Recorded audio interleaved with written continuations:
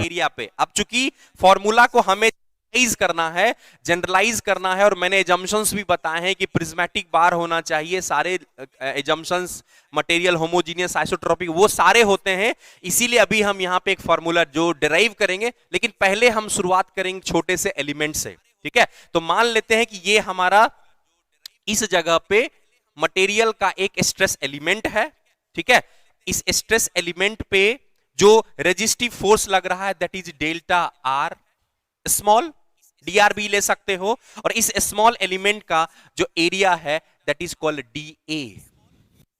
तो स्ट्रेस जो डिफाइन किया गया है, स्ट्रेस वो क्वांटिटी है जिसे डिफाइन किया गया है load on that small element बटा उसका क्रॉस सेक्शनल एरिया। अब चूंकि हम अभी एलिमेंटल लेवल पे हैं इसलिए मैं लिख सकता हूं delta R by delta A, लेकिन यहां पे लिमिटिंग कंडीशन हमें लगाना होगा, and my limiting condition will be limit where delta A tends to 0, that is your stress।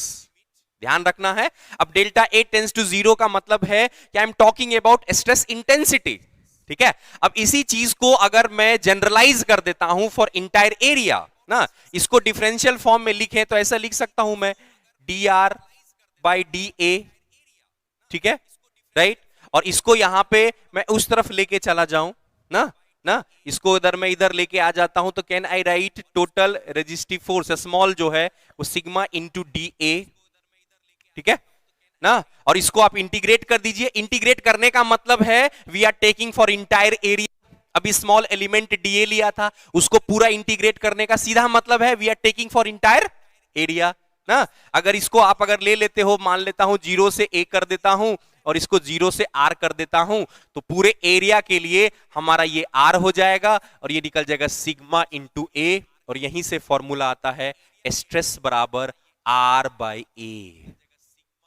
Now यहां पे समझना होगा कि now I am saying R, तो R हो जाएगा टोटल, इस पूरे सरफेस पे टोटल इंटरनल रेजिस्टिंग फोर्सेस।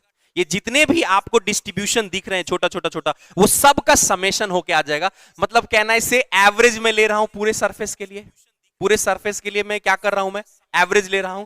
यहां पे स्ट्रेस भी क्या होगा, इस पूरे सरफेस का एवरेज वैल्यू होगा, इंस्टेंटेनियस नहीं होगा, ठीक है। तो यही फॉर्मूला आगे चल के जो हमारा बन जाएगा वो जनरल फॉर्मूला बनेगा, और इसी को हम आगे चल के यूज करेंगे। Average stress that is equals to total internal resistive area,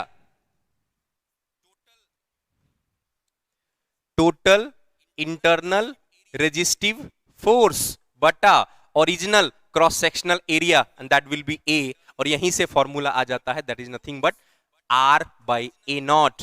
और आगे चल के मैं चूंकि बता चुका हूं आपको, ध्यान से देखेंगे कि यहां R जो है हमारा किसके बराबर है, किसके बराबर है, अप्लाइड लोड के बराबर है। तो फॉर्मूला हम हमेशा बहुत सिंपल कर देंगे और हमारा हो जाएगा P by A naught that is your stress. चलिए, तो ये पूरा बेसिक कंसेप्ट हो गया स्ट्रेस का।